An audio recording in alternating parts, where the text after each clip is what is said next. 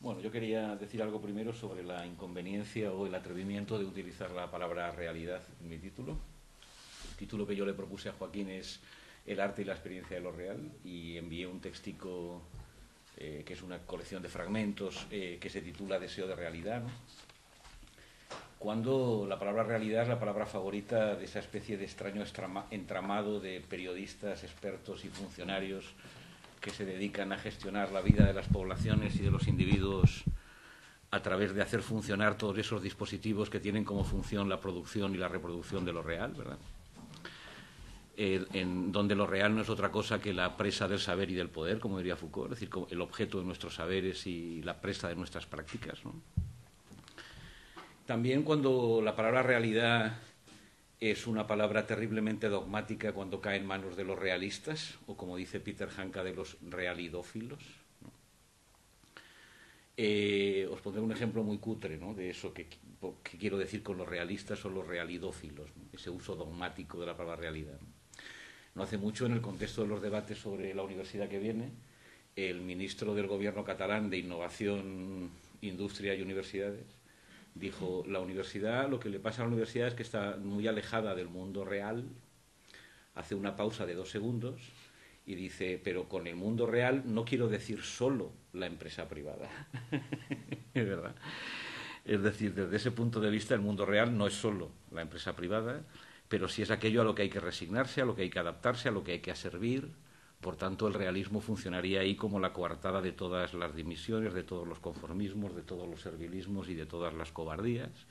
Sería el uso que hay de esa expresión que es muy propia de nuestro tiempo de es lo que hay, es lo que hay.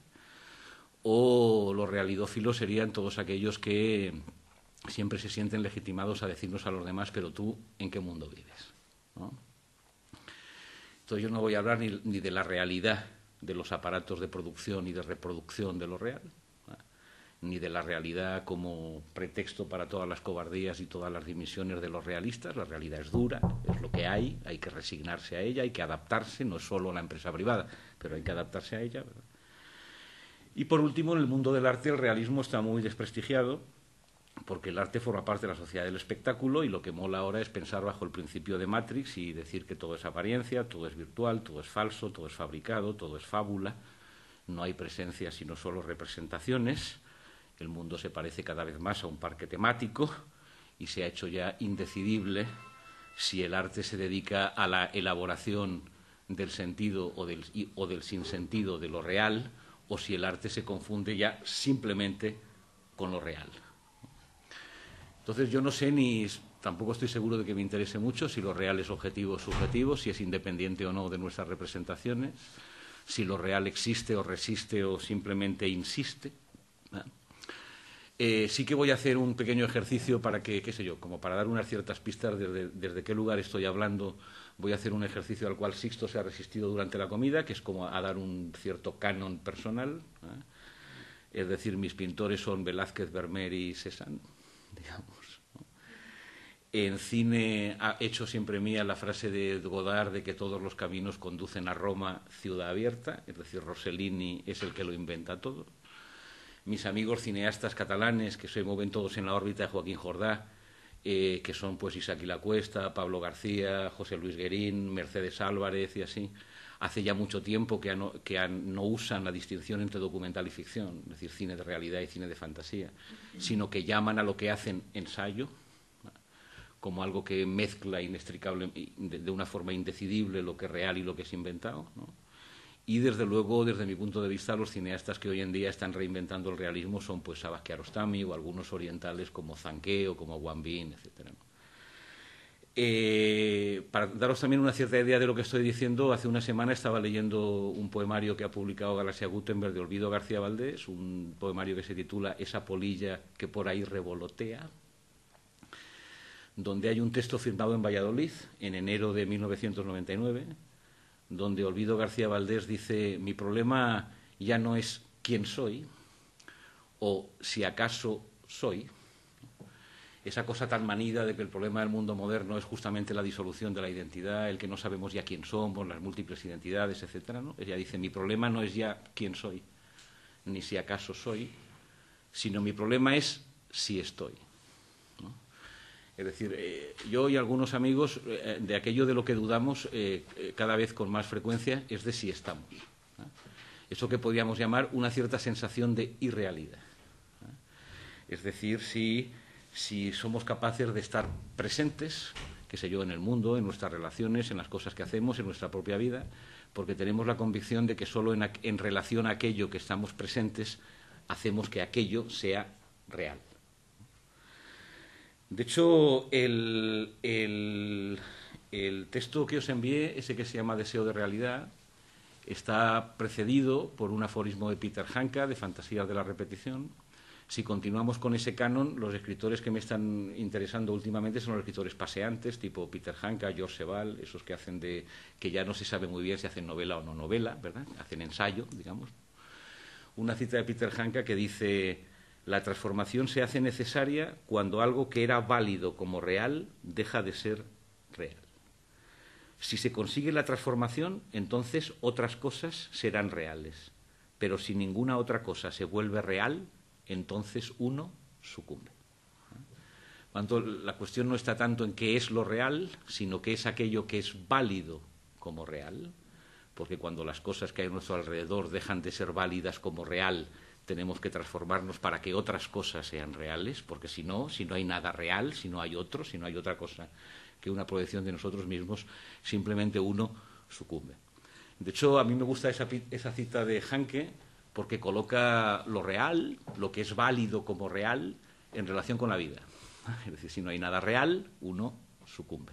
La vida solo es vida cuando está en relación con algo que es válido como real. Es decir, que no es solo una proyección de nosotros mismos, ¿no? De hecho, ese texto que os envié, el primer parrafito, que también es muy cutre porque todavía no hay elaboración teórica, sino es una especie de introducción más bien existencial, dice lo siguiente. Dice: el deseo de realidad de mi título está relacionado con el deseo de vida, con las ganas de vivir. Y el deseo de vivir está ligado al sentimiento de una cierta desvitalización de la vida, ese sentimiento que nos hace decir que esta vida no es vida o que la vida está en otra parte. Si tenemos ganas de vivir, no es porque no estamos vivos, sino porque vivimos una vida desvitalizada, una vida a la que le falta vida. Y lo que buscamos es algo así como la vida de la vida. El deseo o las ganas de realidad tiene que ver entonces con la sospecha de que a lo que se nos da como realidad le falta algo, como si lo que nos dicen que es, lo que nos dicen que hay, fuera una especie de realidad sin realidad.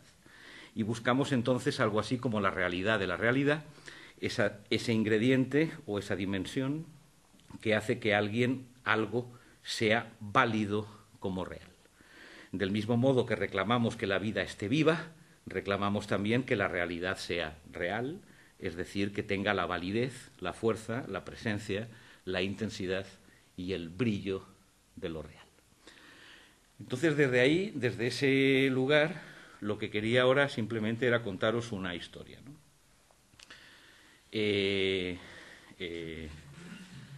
O dos historias, ¿no?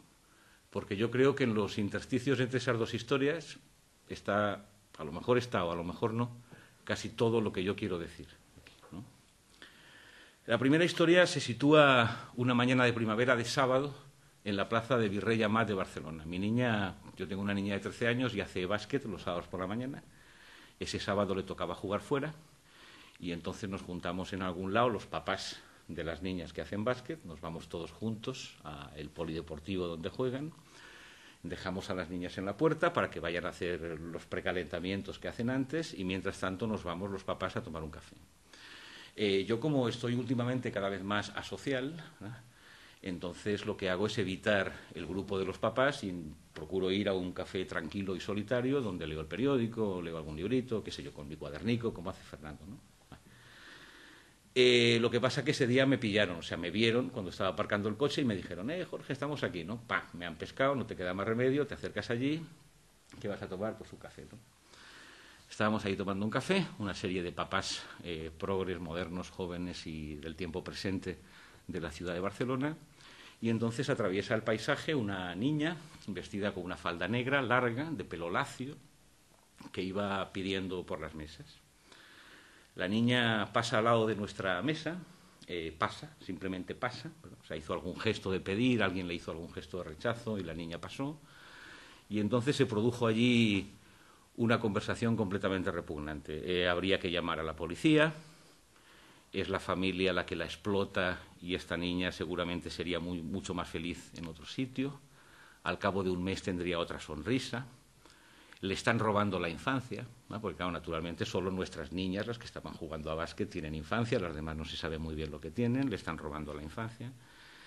Se acostumbran a la mendicidad y a vivir de los demás y no aprenden qué es el esfuerzo y el trabajo, porque, claro, nuestras niñas que estaban jugando al básquet sí que saben lo que es el esfuerzo y el trabajo y saben lo que es ser capaces de vivir por sí mismas. Siempre son los niños los que lo pagan, y uno piensa los que pagan qué, ¿verdad? Siempre son los niños los que lo pagan. O aquella cosa ya todavía más repugnante de menos mal que no había un móvil encima de la mesa, porque entonces ya sabes, pasa lo de siempre, uno te entretiene pidiendo y va otro por otro lado y te roba el móvil, ¿no? Bueno.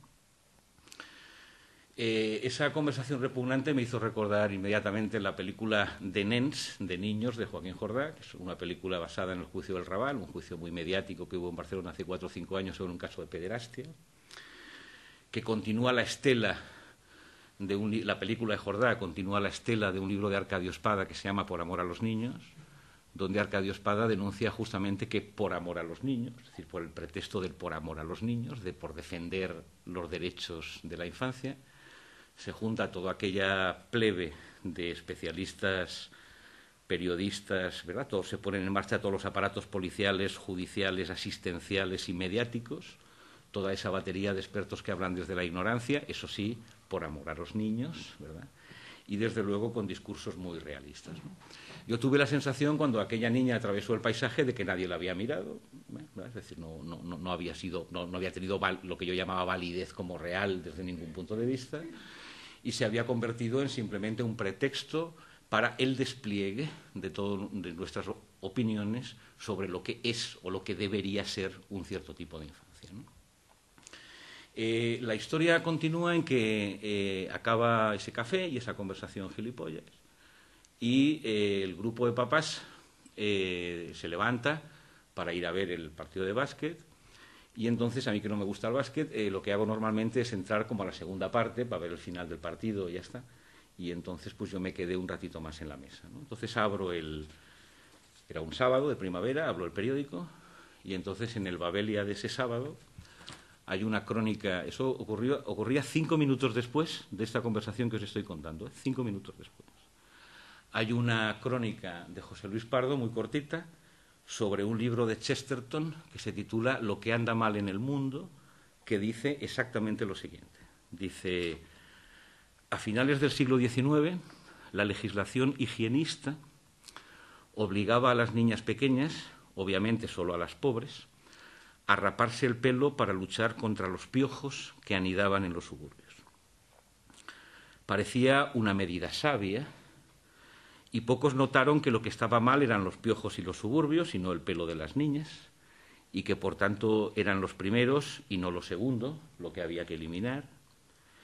Ciertamente tampoco había muchos que dijeran públicamente que si el cabello de las niñas de los suburbios estaba lleno de piojos es porque vivían como sus padres y madres, pisoteadas en el polvo por sus tiranos, y que lo que había que cortar eran las cabezas de estos y no los cabellos de los siervos, aunque esto último fuera, desde luego, mucho más fácil.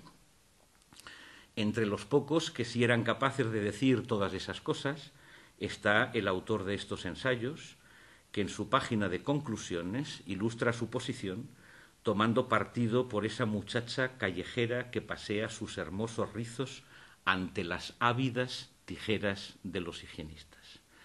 Y aquí viene el entrecomillado, es decir, cita de Chesterton.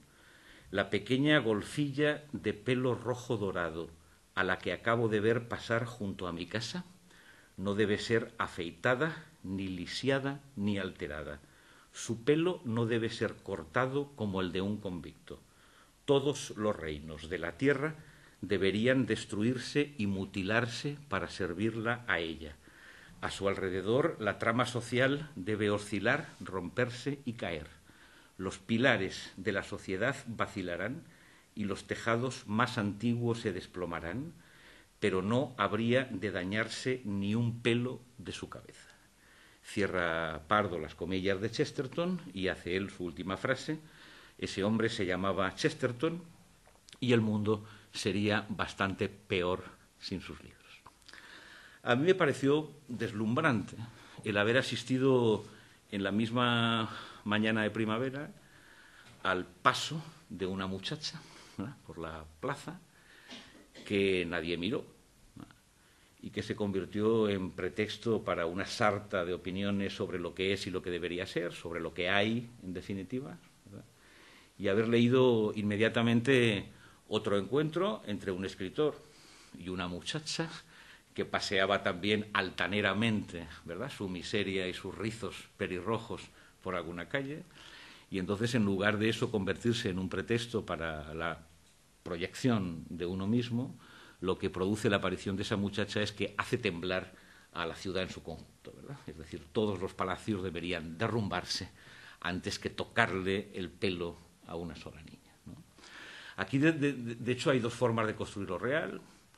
Una forma que tendría que ver con lo que hacen normalmente los aparatos jurídicos, mediáticos y policiales, con lo que hace también la investigación educativa, todas las historias de la infancia, las teorías de la infancia, la gente que se dedica a la infancia, los derechos de la infancia y así, ¿verdad? Que seríamos un poco nosotros, los padres de aquella mesa, nos parecíamos un poco a ese tipo de gente, ¿verdad? Y lo que sería una construcción, digámoslo así, literaria, narrativa, de lo real, en el sentido en el que hablaba Mélic ayer, en que eso no solamente tiene otra ambigüedad, sino que es capaz de producir una experiencia y de poner a temblar algún tipo de cosas que se dan como sabidas, ¿no? Ese sería el segundo cuento. Y yo tengo, cuando hago estas cositas, como ahora de en lugar de hacer un texto, contar historias, ¿no?, tengo una especie de debilidad de formato, que es que necesito el tercero, ¿no? Yo creo que con estas dos ya habría bastante para producir una cierta conversación, ¿no? Pero, qué sé yo, los títulos de mi libro suelen tener 3 palabras y no sé por qué, pero pum, pum, pum, ¿no? Últimamente algunos de mis amigos que se dedican a la crítica del cine dicen que lo que está de moda ahora justamente es hacer películas en 2 partes, la de Still Life de Zanqué o la de Isaac y la Cuesta de La leyenda del tiempo. Son películas en 2 partes, donde se produce un efecto espejo, digamos, entre la una y la otra, ¿no? Pero a mí me gustan las de 3 partes. Yo cuando tengo 2 necesito como la tercera, ¿no? Entonces ese día yo llegué a mi casa con la sensación de que necesitaba la tercera, que ya me había parecido bien haber sido enfrentado en una misma mañana a 2 niñas que atravesaban la calle y que habían producido distintos efectos, pero que también, desde el punto de vista de lo que yo os comentaba antes, habían tenido 2 formas completamente distintas de ser válidas como real. Eso que decía Hanke de algo tiene que ser válido como real, porque si no uno sucumbe, es decir, sucumbe en el yoísmo, ¿no? Sucumbe en la repetición de lo que ella sabe, de lo que ella quiere, de lo que ella puede, de lo que ella es, etcétera, ¿verdad? Sucumbe justamente en eso, ¿no?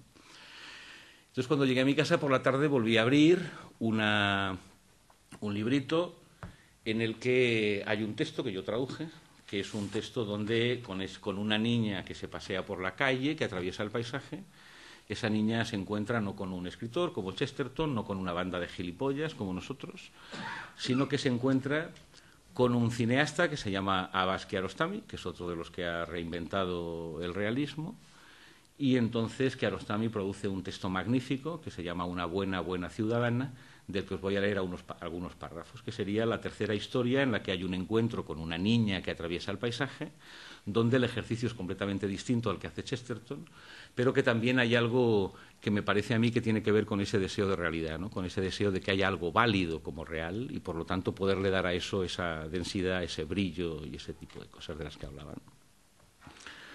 El pretexto del texto es muy claro.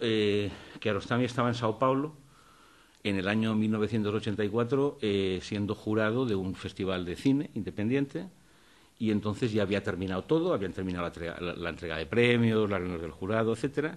Faltaban unas cuantas horas para que saliera su avión para Teherán. Su hotel estaba en la Avenida Paulista, y entonces Kiarostami, que no tenía otra cosa que hacer, se bajó a la calle a echar un rato. Entonces, en la Avenida Paulista, que es la avenida que atraviesa la ciudad de Sao Paulo, una de las calles más largas del mundo, como sabéis, aparece una niña, ¿no? Entonces os voy a leer algunos parrafitos de este texto para que veáis cuál es la tercera historia, ¿no? Cuál es la tercera niña, y luego ya abrimos la conversación a partir de ahí, ¿no? Escribe Kiarostami, ¿no? Me apoyo en una columna y enciendo un cigarrillo, miro para la avenida y a 2 metros de mí encuentro a una niña que está volcando una papelera. Sus senos están despuntando, usa pantalones verdes, pero no sigo a la niña solo por matar el tiempo. Su comportamiento tiene un no sé qué de extrañamente noble. Ese es el arranque, ¿no? Tenemos un cineasta, ¿eh? O sea, alguien que va a construir una imagen visual, ¿no?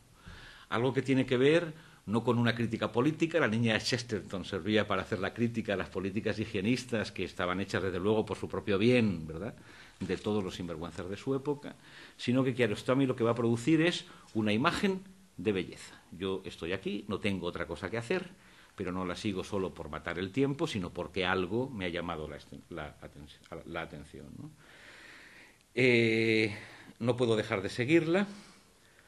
Podría desistir, olvidarme, pero estoy demasiado implicado. Primero, quería saber si la niña finalmente va a encontrar algo que comer. Kiarostami imagina que la niña va hurgando en las basuras porque busca algo de comer, ¿no? Y dice, pero desde luego no es eso, porque no hay nada nuevo en el hambre humana. Y además, el problema del hambre entre los que no tienen hambre tampoco es novedad ninguna. Desde el primer día en esta ciudad me he topado con un número enorme de hambrientos por las calles, un número mucho mayor de lo que me habían contado. Pero esa niña en particular tiene alguna cosa que me ha llamado la atención.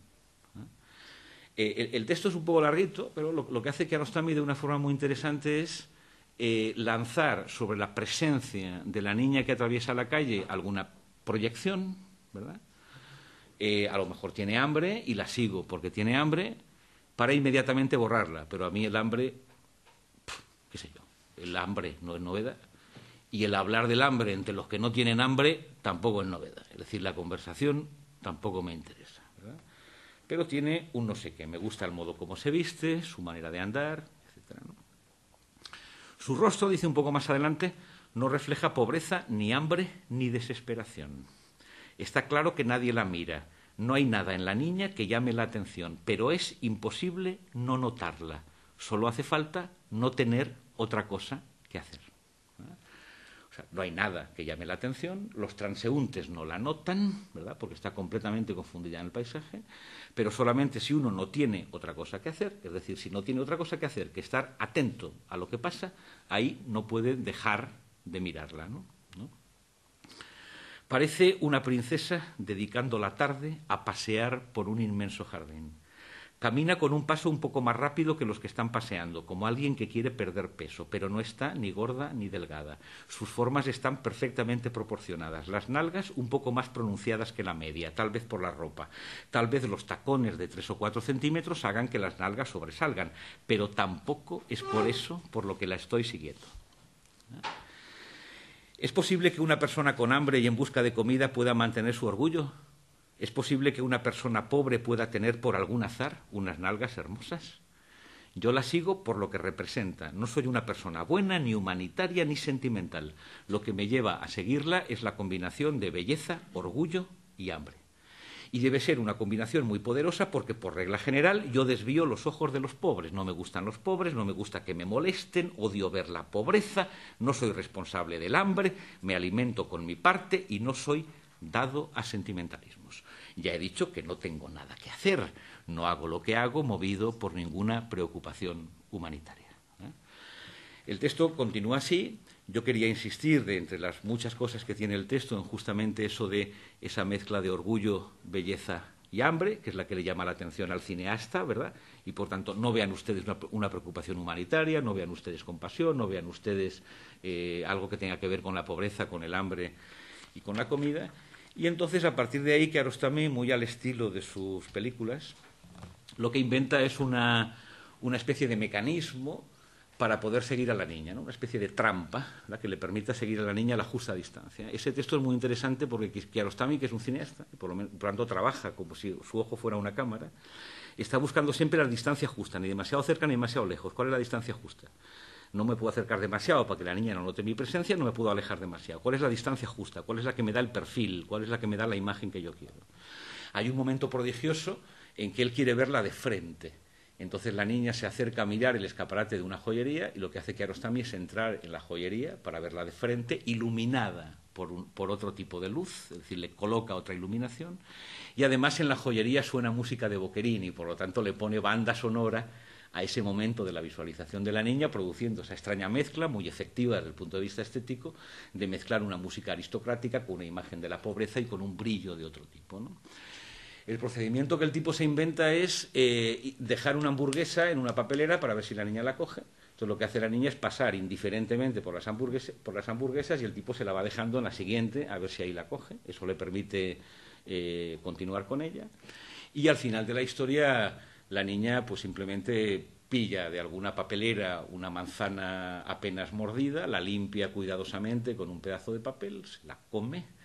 Él tira la cosa, saca un cigarrillo, lo enciende y da unas caladas.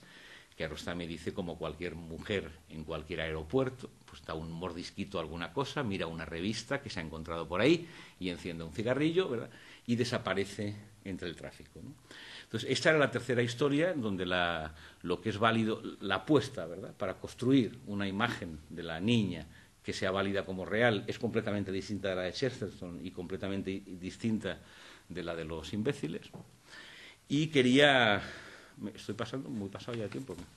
Y quería terminar con una cita. En el texto que os mandé hay un comentario de página y media a un poemario de Chantal Maillard que se llama Matar a Platón, donde toda la historia del poemario es justamente esa especie de deseo de acontecimiento, ¿no? Es decir, cómo mirar algo sin que lo que predomine sea la idea que tenemos sobre algo, ¿no? ¿Verdad? Es decir, es una apuesta, digamos, antiplatónica y, por lo tanto, antiidealista, ¿no? ¿Dónde está el acontecimiento? ¿Dónde está lo real? Entonces quería leeros el último poema que dice, ya con eso acabo, que dice lo siguiente, ¿no? Dice: yo, desde luego, no soy inocente. ¿Lo es usted? La realidad está ahí, desplegada. Lo real acontece en lo abierto, infinito e incomparable. Pero el ansia de repetirnos instaura las verdades. Toda verdad repite lo inefable y toda idea desmiente lo que ocurre. Pero las construimos, ¿verdad?, las ideas, ¿eh? Toda idea desmiente lo que ocurre, pero las construimos por miedo a contemplar la enorme trama de aquello que acontece en cada instante. Todo lo que acontece se desborda y no estamos seguros del refugio. Bien pensado, es posible que Platón no sea el responsable de la historia. Delegamos con gusto, por miedo o por pereza, lo que más nos importa. A mí me gusta mucho el final de ese poema porque a lo mejor no tiene la culpa Platón. A lo mejor la cuestión está en el miedo y en la pereza, que nos hace constantemente sustituir lo que es válido como real por las representaciones en las cuales nos sentimos a salvo, ¿verdad? Y cuando uno lo que hace en esta vida es fundamentalmente tratar de sentirse a salvo, como dice Peter Hanke en el primer poema, simplemente sucumbe. Nada más y muchas gracias.